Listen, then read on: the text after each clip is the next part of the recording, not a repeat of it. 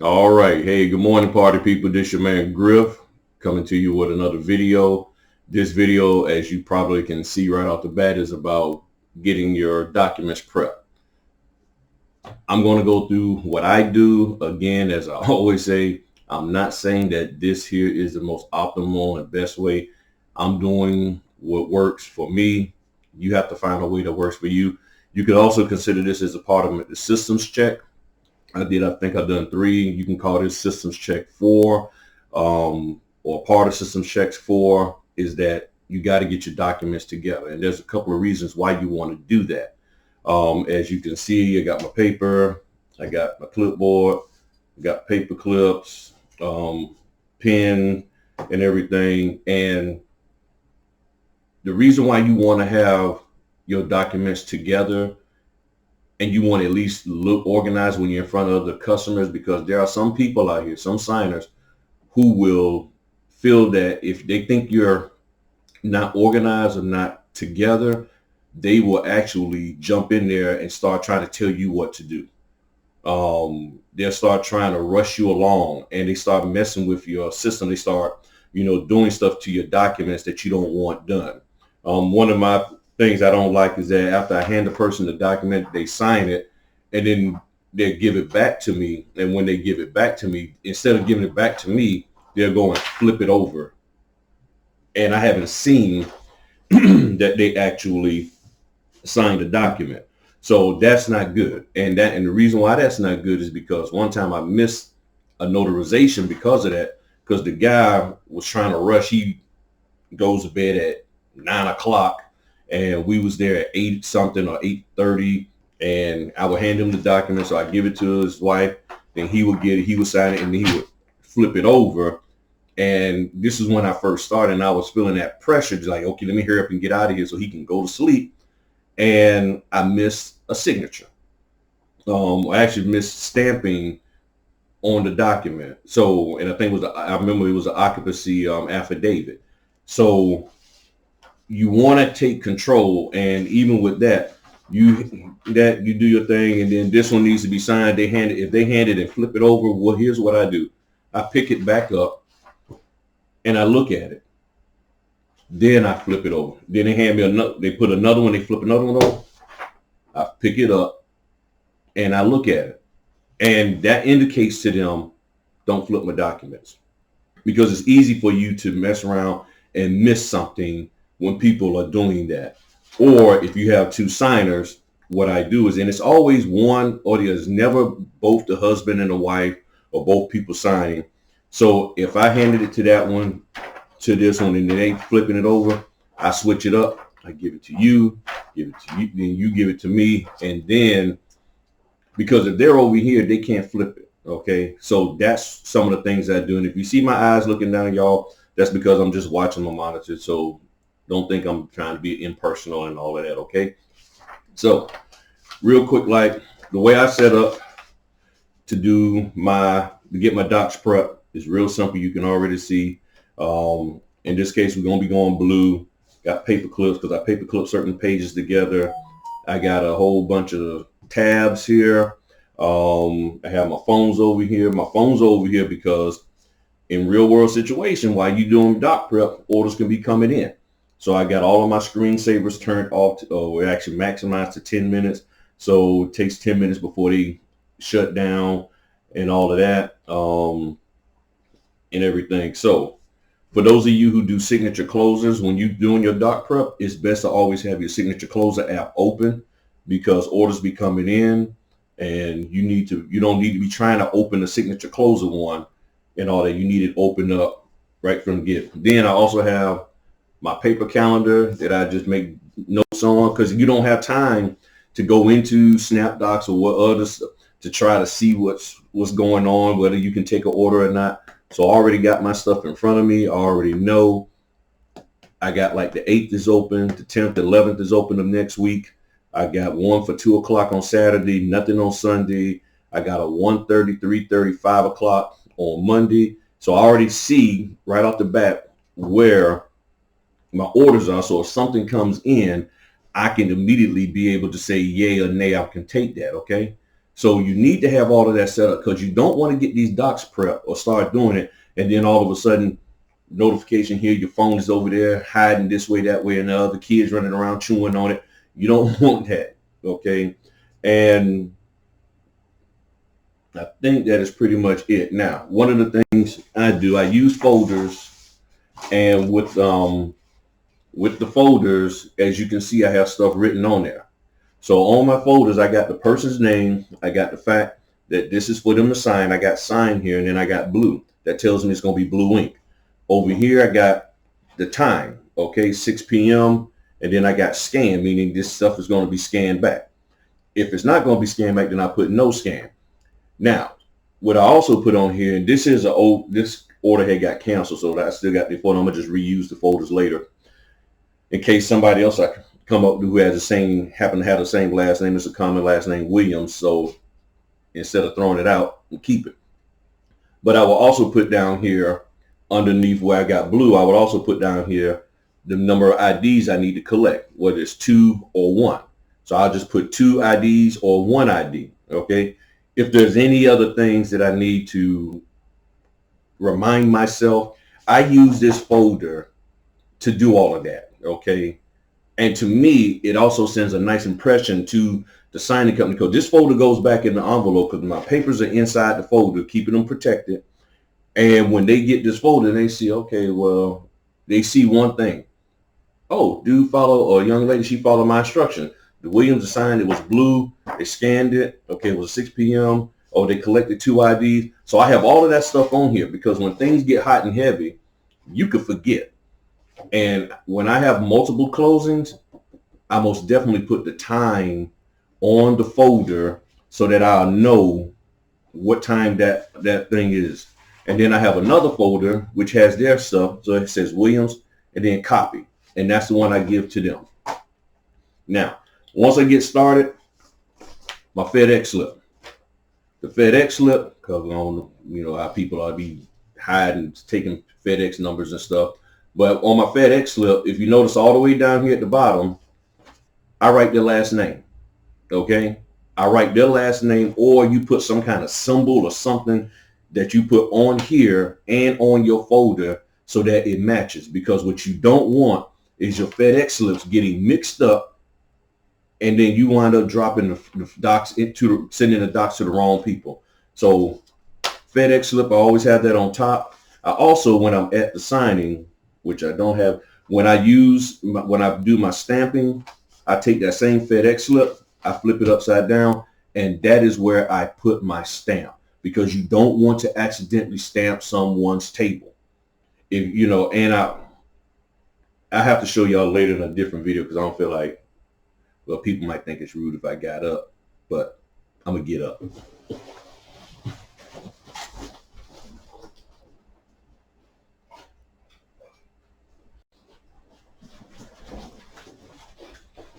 All right. Yep, that's right. I got some speed to me, baby. I can run real quick. Now, here's my stamp. If you notice right here, this silver thing, this tells me that the stamp, when I see it on the left, on pointing to my left, I'm stamping correctly. Okay, because without that, you don't know. So you don't want to sit here and constantly have to, okay, let me look. The stamp falls and gets tossed all over the place, and then you pick it up. Oh, am I stamping correctly or not? And you rushing. If I don't see that silver or whatever you want to put there, then I know if I go to stamp and I don't see silver, that means I'm stamping upside down. That right side up. So what I do is at the signing table,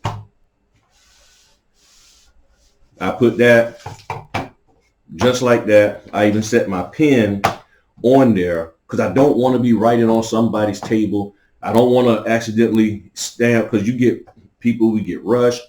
Let's just say somebody, kid, sneaks up behind you and hits your stamp. Now, it's their fault, but it'll be on the FedEx slip. You can always print out another one, or you could just, since it's folded, you can rip that part off, and it's not on the back part of the FedEx slip. So that's what I do with my FedEx slip. FedEx slip is very important. put your stamp on, I put my pins on, sometimes I put my extra paper clips on, all of that. And people, nobody ever asks, but I know they recognize what I'm doing and they appreciate it. They do appreciate it because if they have a nice tablecloth or a glass table, you do not want to stamp their stuff. I'm telling you, okay? So FedEx slip, put the person's last name on there or whatever marking you want to denote that this slip goes with this set of documents. All right, so starting off, so I got my stuff, looking at my phone, no orders, and then as I go through, I'm just going through, seeing what's what.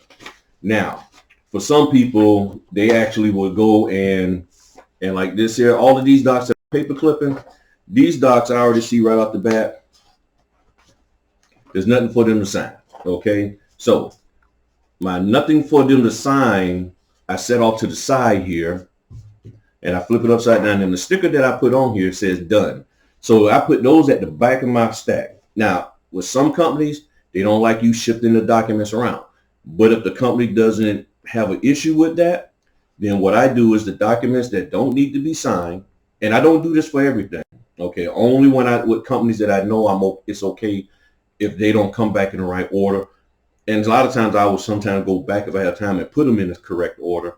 But this here is okay, done. So I set that, turn that over. All the it's not need to get signed stuff. We'll go here, and I know people will be like, oh, don't do this. Again, it's different for everybody, okay? So these here are instructions for the notary. Don't do it this way, do it that way. I set that off to the side. And as I'm going through, I'm looking. So now I come to this one. It's an affidavit, borrow purchaser affidavit. And first thing I'm doing here, I'm throwing an arrow on here so that they will know where I need them to sign. Because on here it has seller /bar, then down at the bottom it has purchaser. And people instinctively go to sign at the bottom of pages. Since where they need to sign is in the middle of the page, that's why I have it. So go ahead on and preset my date in here. So on before me, today is the 4th. So on the 4th day of December 2020, I can put in my expiration, which is that date. And that's it. So that way I don't have to sit there and keep filling this out in front of them. It takes longer. So they'll know. I tell them you sign there. I already got that. Then once they do that thing, then I sign it, stamp it. Anything else? Dun, dun, dun, dun. So they're going to sign and date this. Then there's this one document called affiliated business arrangements.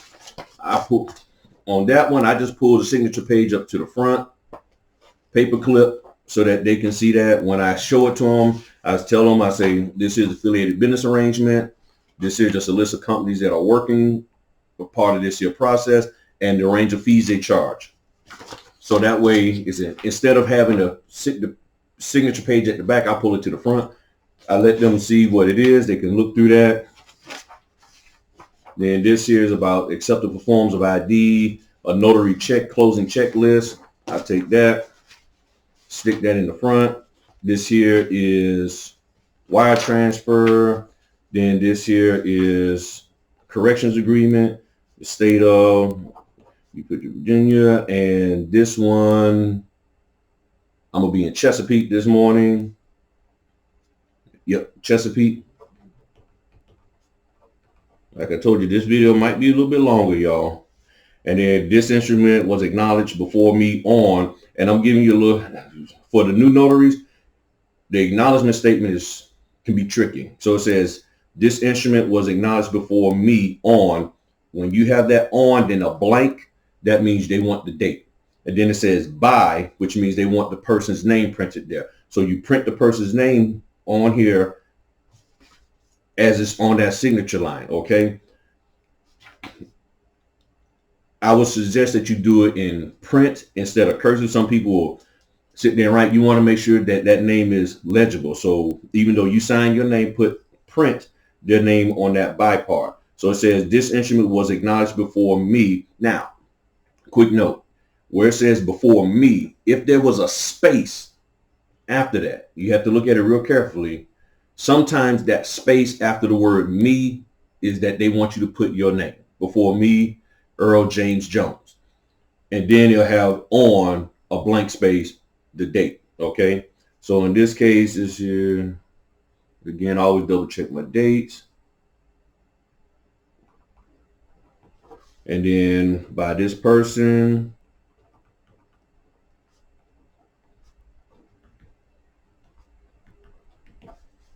And then I just add my expiration date. And that's it.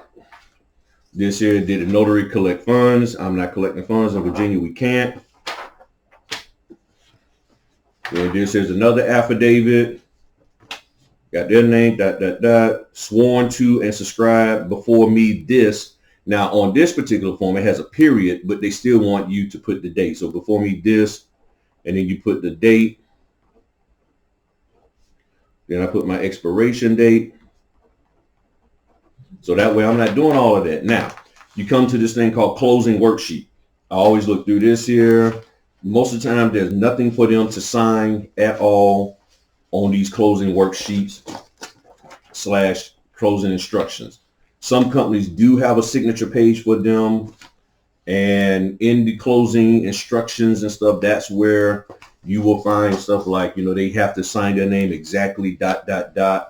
And you can search for that in Adobe to come across that, and then I'll denote that. Now with her, it's not going to be a hard time because it's just using her first and last name. There's no middle initial and all of that. So I just go through, I look, there's nothing for them to sign. And then I just paperclip that. Now, one of the things I do, if I'm going to keep the papers in order, I typically paperclip to my right so that when I see the document, when I see the set, I already know anything that's paperclipped on the right-hand side, I've already looked through and there's no signatures. But in this case, I'm going to put that part of the stuff that's going to be in the back.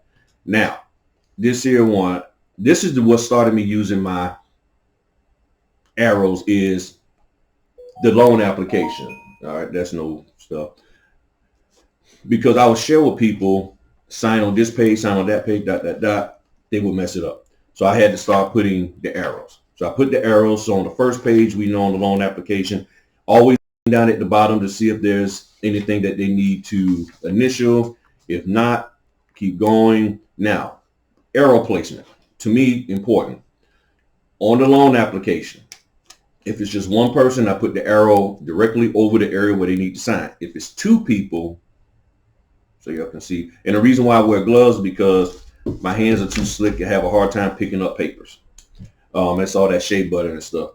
So if it's two people signing, I put the arrow right in the area between both of them, because if you have two people signing and you stick the arrow more toward one than the other, sometimes people can get confused and they're like, oh, it's just my signature. So and also on the loan application, you check the last page. At the top, you'll see whether it has borrow and co-borrow and all of that. So in this case, it's just one person. So I'm just putting the arrow right directly over. And as you see, it doesn't matter which color arrow you use. However, I will say as a side tip, on a loan application, if there's initial spots at the bottom, I tend to use one color arrow. And the arrows color that I use at the bottom, I don't use anywhere else. Because for some people, they take things literal. I mean, they will take things very literal. So if you say just sign this initial where you see the yellow arrow and you got a yellow arrow at a signature block, they will initial there. Because a lot of times people are not reading. All right, so that's going over there. Very important here. The addendum. The addendum to the loan application, I always put arrows. Now, if there's two people, and the way you find out on block 5 of that page, or the first page, the 92-900 addendum, you looked and see in the block 5, it's one person. If there's two people, and I can show you that because there's nobody's name on it, they sign top and bottom on one side, top and bottom on the other. What I always do, if it's two people, I put a color on one side, a different color on the other side. And I will say, sir, you sign this side, ma'am, that side. Or if it's the white's the main bar, ma'am, you sign on the blue, sir, you sign on the red. Simple. You do that, it avoids confusion. Well, where I sign? And you have the error because on this one is the only one that you have two places to sign, top and bottom. If you just say sign top and bottom, hand them the document, 99% of the time, they'll either sign just the bottom or just the top. So because their name's not printed on there, I put the arrows, sign top and bottom on the blue, you sign top and bottom on the red.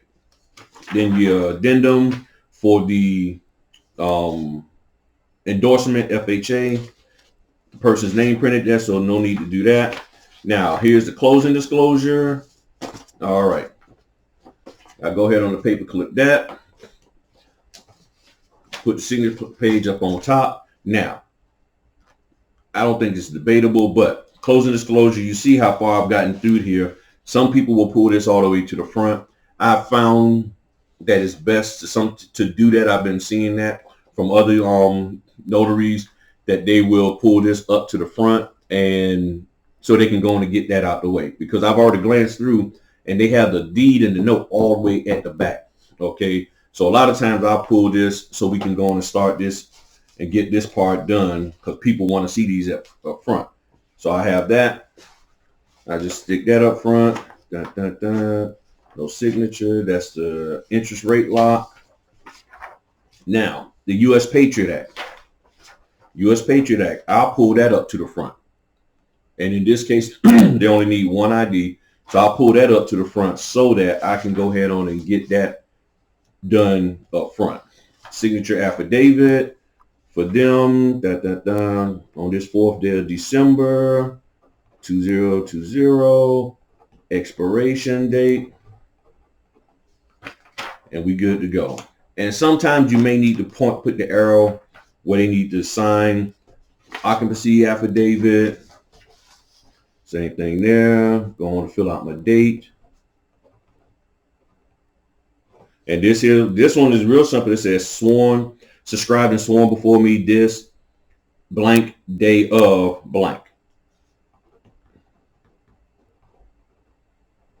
Now, I will say some notaries do get confused by these notarial acknowledgement areas.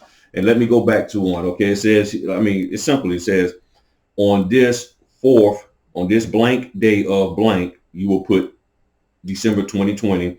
Before me, the undersigned notary public in and for the state of, and for said state, personally appeared, I almost said the person's name, blank blank, known to me or proved to me on basis of satisfactory evidence, ... That's simple, okay? Sometimes they will have the blank space there. You have to handwrite the person's name in. All right, so that, bar certification, FBI. This here is the tax transcript. And remember, they're supposed to check that box at the bottom, on the 4506T, the signature attests that he or she has read the attestation clause, and upon so reading, declares that he or she is the authority, the person that has authority to sign this here. On this here, I always put the arrow so that they'll know where to sign, because they have a signature, title, spouse. Now, 4560T. On this document, and sorry about the light changing thing, block 2A. If it's a couple, if you don't see a person's name in there, that person does not need to sign. People, for whatever reason, oh, my spouse, I need, and they're handed, and I had people, yeah, baby, you got to sign this. They don't. If they're not in block 2A, they don't have to sign it. So Earl Jones is in block A, Janet Jones is in block 2A. They both have to sign. Then I use two different color arrows to denote. Sir, sign with a blue. Ma'am, sign with a yellow.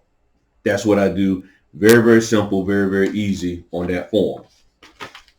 Social Security administration, I put an arrow where I need them to sign, which is below that consent for blank day, valid blank days. People see that, I tell them, I said, because there's nothing in there for blank days, you don't need the initial. And then they sign and date that. That's 2 pages. I just paperclip that to make it simple. The W-9. I always put an arrow right where in the middle where they need to sign, W-9. And then I paperclip all of the instruction pages to the front. Now, for whatever reason, people want to dig through and look at that, and they start taking time trying to see what's everything. And I tell them, say those instructions. So actually what I do is to prevent them from constantly spending time trying to read. I mean, literally, I've seen people try to read the 5 or 6 pages of instructions. I throw a paper clip at the bottom. Then that way they realize, oh, okay, I don't need to look at that. Hazardous insurance, address verification, errors and omissions, This is knowledge before me, this. And the date format is up to you. You can put 12/4/2020, December 4, 2020. It is up to you. No one has ever contacted me back saying the date format is jacked up or anything. First payment letter. This is the tax information, amortization schedule. I take the signature page. I pull that to the top. All right. I know people, it's a little bit long video, but I think this is helping. And when people get this one, they get thrown off, and they just see the last one and say, that's the signature page. Please flip up. Oh, okay. There's the rest. All right. Boom. Looking through. All right. Here we go. Now, this is my favorite. The right to cancel. Now, this is very important. This is where these stickers really come in at. On here, I don't know if y'all can see that. Yeah, you should be able to see that. It says do not sign. Very, very important. I put that right across the I wish to cancel. Do not sign. Okay? Do not sign. I used to just put an arrow and say, hey, point. I mean, sign where the arrow is pointing.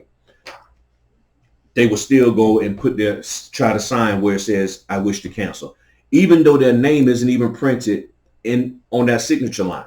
Because some right to cancels will have their name printed there as well as down at the bottom. So, and of course, yeah, you check the dates, today is the 4th and then the expiration is on the 8th and all of that. But I put that on all of them. So on the wish to cancel, I put right across there, do not sign. Do not sign, because if you do not, they will try to sign it.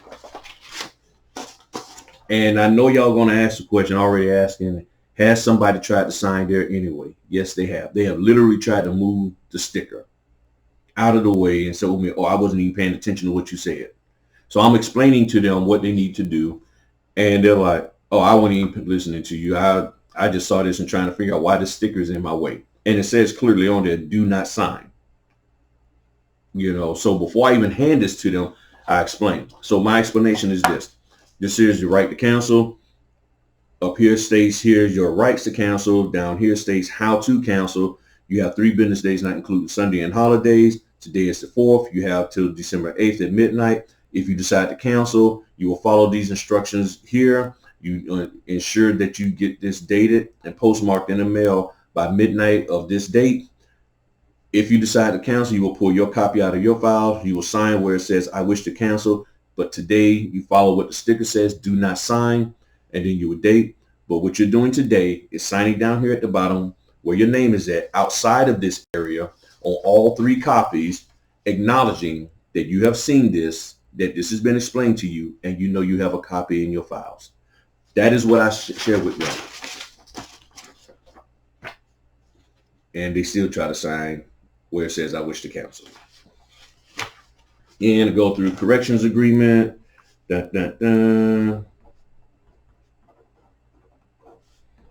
And now, it's very important. Let me stop for a second. It's very important, people. Don't get slick with the documents and try to sign them ahead of time or stamp them ahead of time, because there are companies that would do a quality control check and ask, hey, when you came there, did the notary sign and stamp the documents in front of you? Or were they already stamped and signed when he got there or she got there? If they say yes, you are going to be in a world of trouble. The companies might not directly say anything to you. They might put a little note in your profile that we don't get to see, which I wish they would allow us to see these comments and those good or bad about ourselves in these signing companies databases, which I really think that should be allowed for arbitration purposes and stuff. And that's a whole nother subject in and of itself. But they put comments about you. Then, or they might just say, you know what, we ain't going to blow you up. We just won't use you anymore. And you're trying to figure out why you can never get with that company again.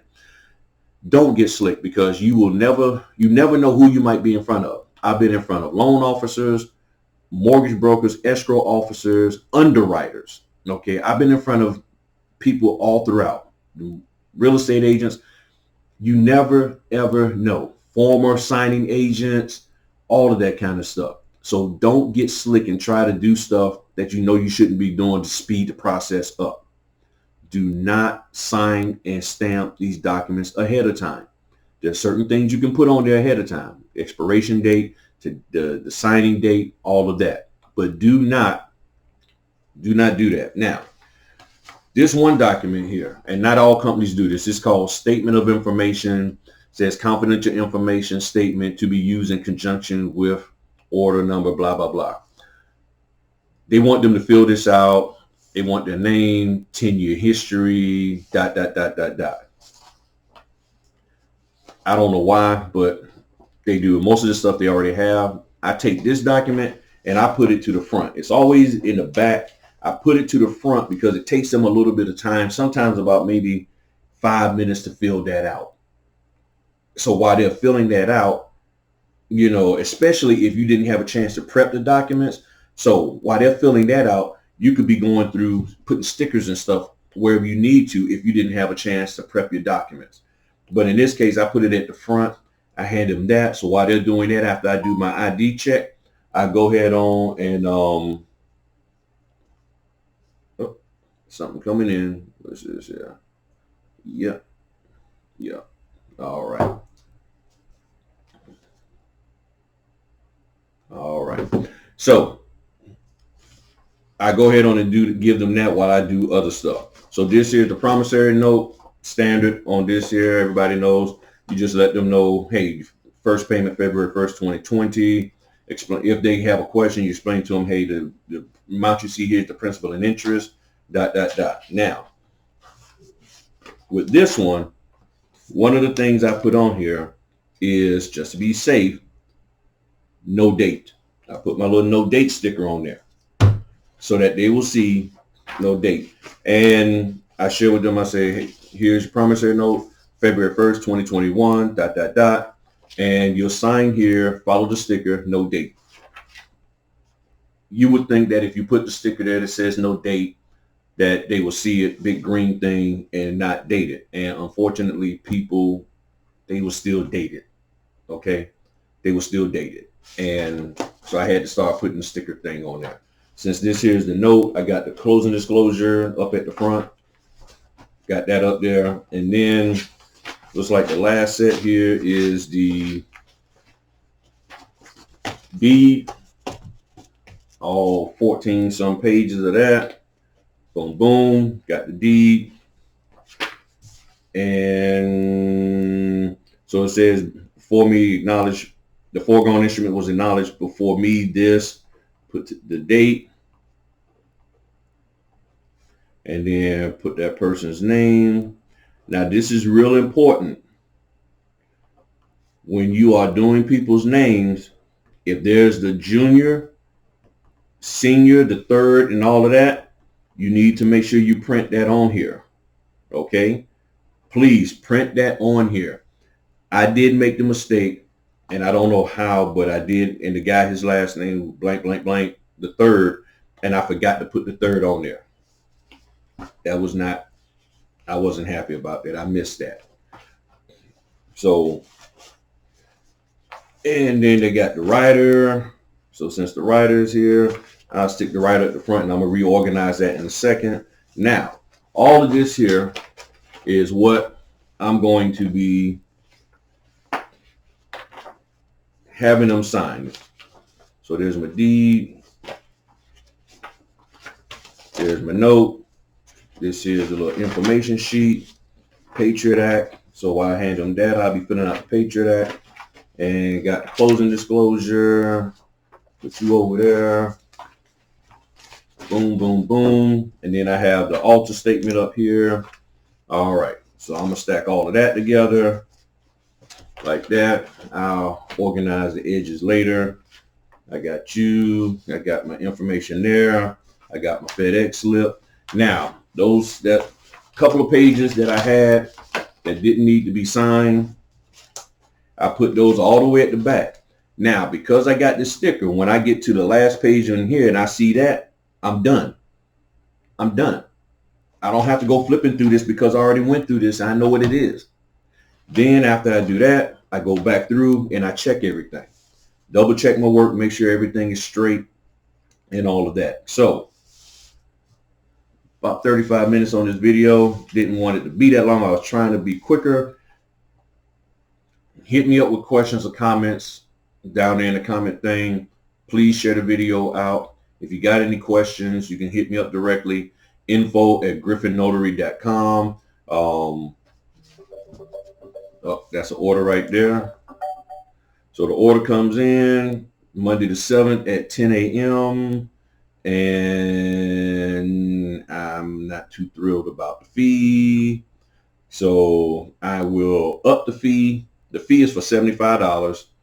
And this company notoriously sometimes been slipping in a package of 200 pages. So I'm going to say pay is too low. And I'm going to ask for 90. I've tried 100. They won't bite on that. I've done 90 with them and they have bit and said, okay, we'll give you 90. So I hit that. It's 10 a.m. on Monday. I got time to do that because my first one actually isn't until 1. So if they give it to me, cool. If not, it's no big deal. I didn't lose anything because, again, they typically pay sort of low $75 and you tend to have a lot of pages. Plus, I think with my reputation, I should be able to get a little bit more. However, and I know people say, man, you said don't do that.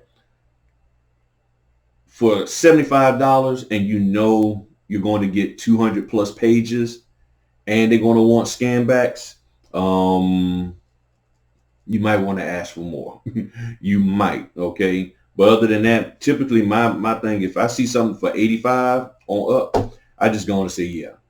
I go ahead on and say yeah and call it a day. But most of the time they don't give it to me because there's somebody who will do it for 75, and that's really the only company that I do that with. The rest of them, whatever they offer during business hours, I take and I keep it going. All right, so thanks everybody. Hope this video helped you out.